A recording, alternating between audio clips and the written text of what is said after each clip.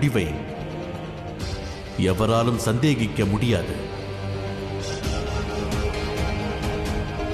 ஒரு குடும்பத்தை காத்து போற்றி வளர்த்தலை ஒரு ஆண்தான் செய்கிறார், தந்தைதான் செய்கிறார். அவர்தான் அனைத்துமே.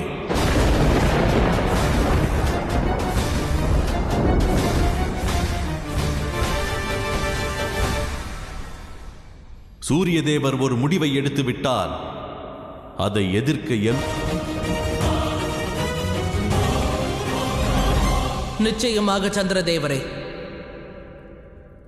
தங்களை பற்றி என்னுடைய மனதில் இருந்த அனைத்து சந்தேகங்களையும் தாங்கள் நீக்கிவிட்டீர்கள். தாங்கள் பெண்களை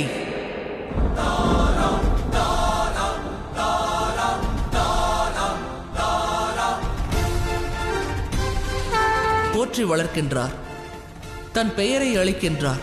ஆனால் எப்பொழுது? குழந்தை பிறந்த பிறகே. ஒரு குழந்தையை ஈன்றெடுப்பவள் தாயே ஆவாள். ஒரு பெண் எந்த குடும்பத்தின் பெயரை ஆண்கள் தங்கள் உரிமையாக கருதியும் அனைத்தையுமே ஒரு தாயாலும் செய்ய இயலும். ஒரு தாயும் தன்னுடைய குழந்தைக்கு பெயர் சூட்டலாம், தன் குழந்தையை போற்றி வளர்க்கலாம். ஆனால் ஒரு ஆணால் இயலாது.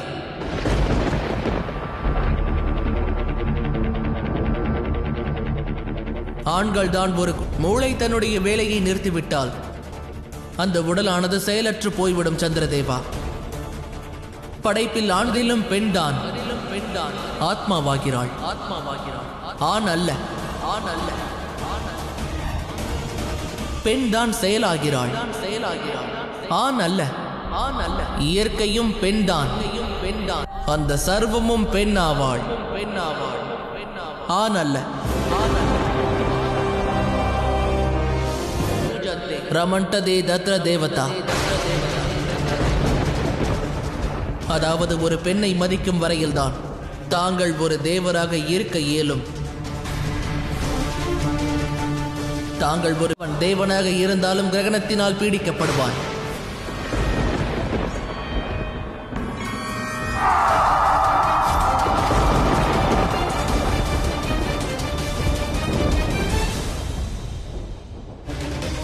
இங்கு நடக்கும் ஒரே தவறு நீ என்னை எதிர்த்து பேசுவதுதான். மட்டும் போதாது. தேவி சந்தியா, எனது